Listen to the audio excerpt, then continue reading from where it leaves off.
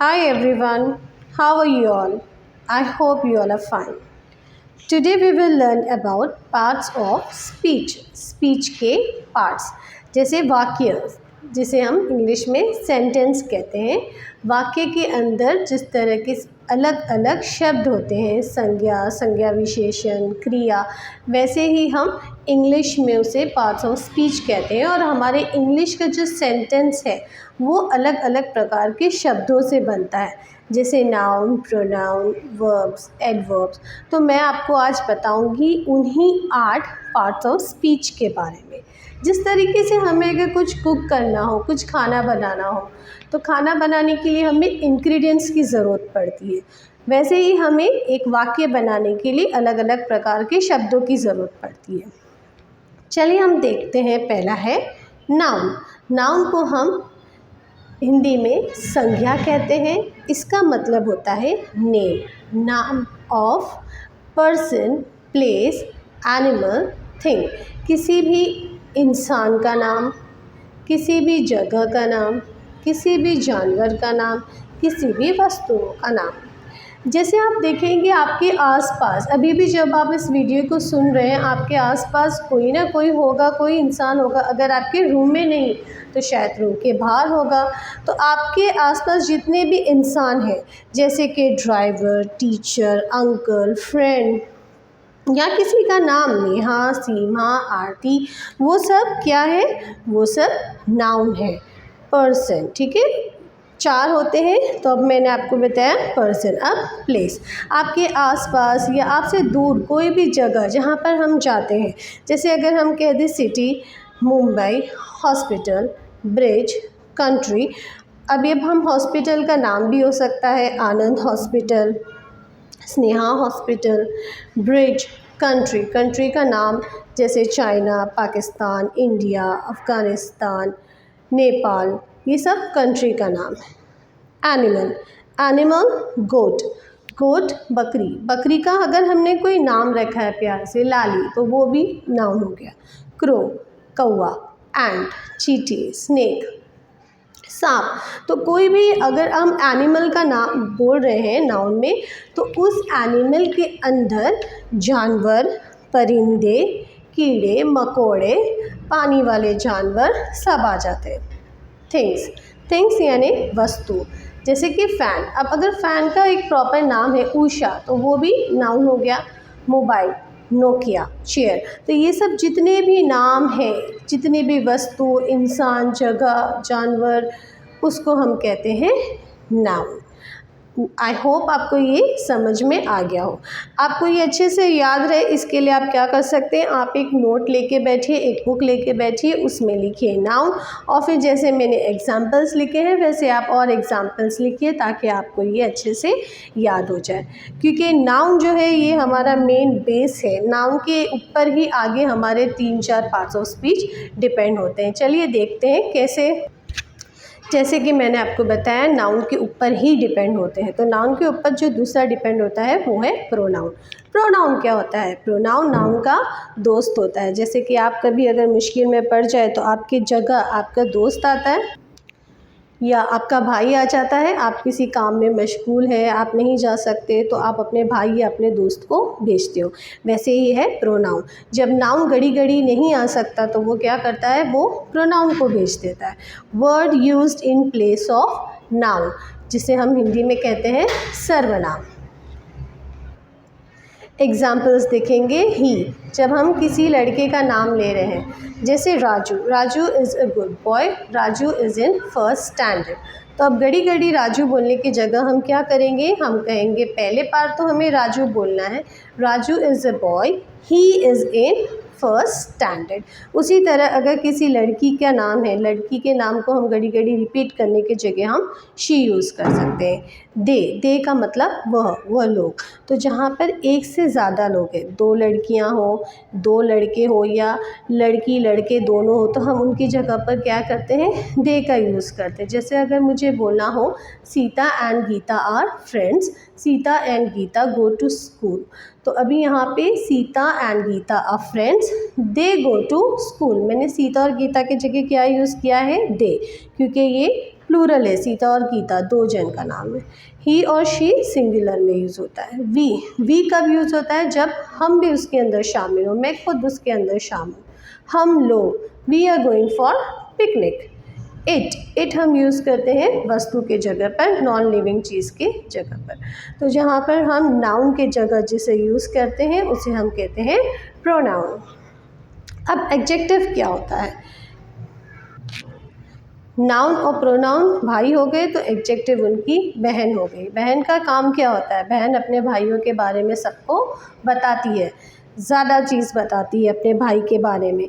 तो यहाँ पे एडजेक्टिव नाउन और प्रोनाउन की बहन हो गई। ये क्या, इसका क्या काम है? ये word tells us about noun, जो हमें नाउन के बारे में क्या बताती है, विशेषण, जो उसकी विशेषता के बारे में बताती है, नाउन के विशेषता के बारे में बताती है। तो जैसे कि हमने बताया मुंबई सिटी का नाम है, नाउन है, तो मुंबई सिटी कैसी है? How is Mumbai city? It's big, बड़ी है, ब्यूटीफुल, खूबसूरत है, क्राउडेड मतलब ज़्यादा लोग रहते हैं, बहुत गचड़ी रहती है।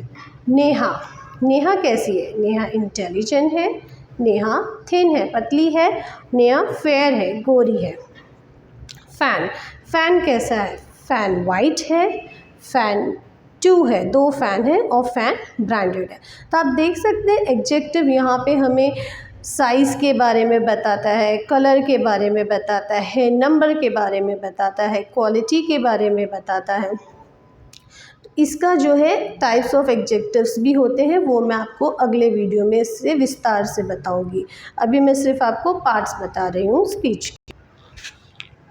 अभी नाउन, प्रोनाउन, एडजेक्टिव, अब उनकी दूसरी बहन आ गई प्रेपोजिशन। प्रेपोजिशन क्या है? It shows position of noun, वो ये बताती है कि नाउन कहाँ पर है। इसे हम हिंदी में कहेंगे संबंध सूचक। Relation between nouns and pronouns and other words in a sentence. Sentence के अंदर नाउन के और प्रोनाउन के बीच में या दूसरे शब्दों के बीच का रिलेशन बताती है। जैसे Rahul is in the class, तो राहुल कहाँ है? क्लास के अंदर, in. Cat is on the mat, cat कहाँ है? मैट के ऊपर। ही केम फ्रॉम स्कूल, वो कहाँ से आया? वो स्कूल से आया, from school. I am waiting for you, मैं आपका इंतज़ार कर रही हूँ, for. She is learning since morning, वह कब से पढ़ रही है? सिंस मॉर्निंग, सुबह से। The boy ran towards her mother, his mother, boy किसके तरफ दौड़ा? अपनी माँ के तरफ, towards mother. The cat is behind the chair, बिल्ली कहाँ है? चेयर के पीछे। तो आपने देखा प्रेपोजिशन हमें बताता है कि नाउन कहाँ पर है, उसका पोजीशन कहाँ है, इसलिए हम कहते हैं प्रेपोजिशन, और हिंदी में संबंध सूचक। मैंने आपको बताया नाउन, प्रोनाउन, एडजेक्टिव और प्रेपोजिशन। अब आएगा वर्ब। वर्ब जो है ये नाउन का दूसरा दोस्त है। ओके, ये बताता है कि नाउन क्या कर रहा है, उसका एक्शन बताता है। इसे हम डूइंग वर्ड्स भी कहते हैं और क्रिया भी कहते हैं। द बॉय लाफ, लड़का क्या कर रहा है? हंस रहा है, तो ये क्रिया हो गई, एक्शन हो गया। क्राई, ईट, बाथ, वॉश, जंप, तो ये सब क्या है? एक्शन वर्ड है, जब हम कुछ क्रिया करते हैं। अब वर्ब की बहन है एडवर्ब। एडवर्ब क्या करेगी? ये बताएगी वर्ब के बारे में। Word that tells us about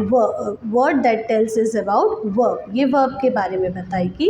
क्रिया विशेषण कहते हैं इसे हिंदी में। जैसे मैंने आपको वर्ब का एग्जाम्पल दिया था, लाफ, द बॉय लाफ, तो बॉय कैसा लाफ कर रहा है, कैसे हंस रहा है? लाउडली। या ही लाफ ऑलवेज, हमेशा हंसता है। या he is laughing in the class. तो आप देखेंगे ये बता रहा है कैसे, हाउ, व्हेन कभी, और वेयर कहाँ। तो ये भी एडवर्ब का अलग काइंड्स है, जो मैं आपको एक अलग वीडियो में बताऊंगी पूरा विस्तार से।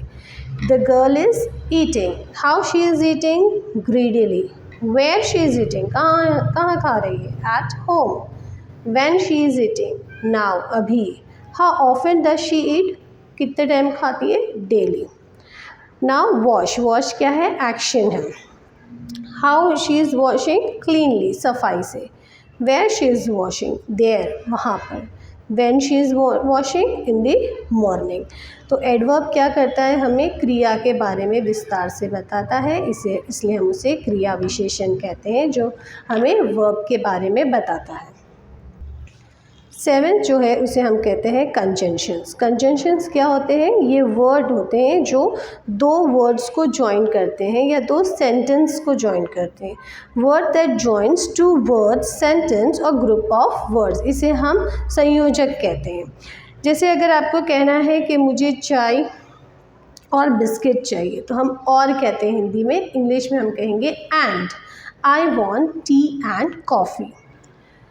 मैं स्कूल जा रही थी पर मैं लेट हो गई। I was going to school but I was late. तो ये पर, हिंदी में पर। डू यू वॉन्ट टी और कॉफ़ी, आपको चाय चाहिए या कॉफ़ी चाहिए, तो ये या का काम करता है। बिकॉज, क्योंकि। I am wet because I forgot my umbrella, मैं भीग गई क्योंकि मैं मेरा अम्ब्रेला नहीं लेके गई। She came so I am ready, वो आ गई इसलिए मैं रेडी हो गई। She is doing her homework since morning. Since मतलब वह मॉर्निंग से अपना होमवर्क कर रही है, वह सुबह से अपना होमवर्क कर रही है। तो आपने देखा कंजंक्शंस दो वर्ड्स को या दो सेंटेंस को जॉइन करता है। लास्ट जो हमारा पार्ट ऑफ स्पीच है उसे हम कहते हैं interjection. Interjection express strong emotion और फीलिंग्स। यह हमारे जो सेंटेंस है उसका इमोशन हमें बताता है। वर्ड, ये ऐसा वर्ड है जिसके अंदर इमोशंस रहते हैं, ठीक है।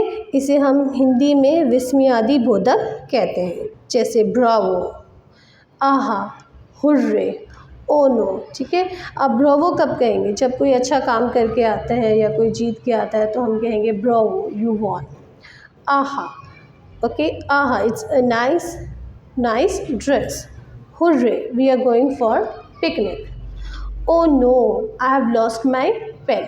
तो यहाँ पे आपको खुशी का एहसास, कहीं जाने की खुशी, और कुछ अगर घूम गया है तो उसका एहसास, वो जो फीलिंग है वो इस वर्ड से हमें पता चलता है। हम ऐसे नहीं कह सकते ना कि hurray you lost your pen. अगर आपकी पेन गुम गई है तो हम कहेंगे oh no you have lost your pen. तो इस वर्ड से हमें ये पता चलता है कि सामने वाला या बोलने वाला खुश है, नाराज़ है, गम बना रहा है, खुशी बना रहा है, हमें इस वर्ड से पता चलता है। So with this we have finished our 8 parts of speech. I hope you like this video. Keep watching, keep learning. Thank you.